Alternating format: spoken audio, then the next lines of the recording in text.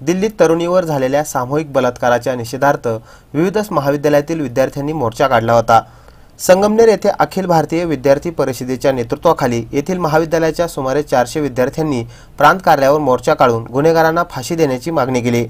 50% आरक्षण, 100% संरक्षण, आरोपींना फाशी झालीच पाहिजे अशा घोषणांनी शहर दणाणून गेलं होतं।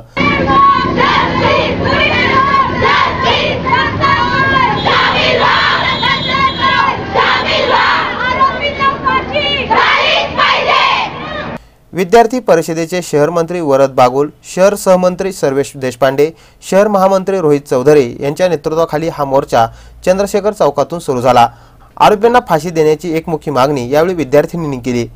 दिल्लीमध्ये सामूहिक बलात्काराची जी अगदी अमानुष अशी घटना घडली, देशाला काळिमा फासणारी, त्याच्या निषेधार्थ संगमनेर शहरातर्फे अखिल भारतीय विद्यार्थी परिषदेचे काम पाहणारे सर्व सदस्यांनी आणि महाविद्यालयीन तरुण तरुणींनी एकत्र येऊन आज एक भव्य निषेध मोर्चा काढला।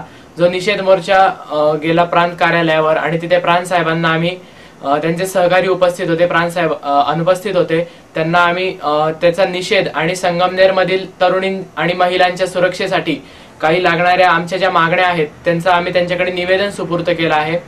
ज्यामध्ये आम्ही पहाटेच्या विद्यार्थिनी गावावरून बसने जे स्टँडकडे येतात तिथे स्टँडकडे एखादी पोलीस चौकी असावी किंवा कॉलेजच्या भागामध्ये गस्त वाढवावी, पेट्रोलिंग वाढवा पोलिसांनी, अशा प्रकारच्या मागण्या आम्ही त्यांच्याकडे निवेदन सुपूर्द केलं आहे। विद्यार्थी परिषदेचे शहर कार्यालयीन प्रमुख प्रतीक जाधव, महाविद्यालयीन प्रमुख अक्षय ढोरे, श्रेया गुणे, समृद्धी देशपांडे, प्रणिती बागुल, सोरदा देशपांडे, शुभम कोळपकर आदींनी मोर्चात सहभाग घेतला।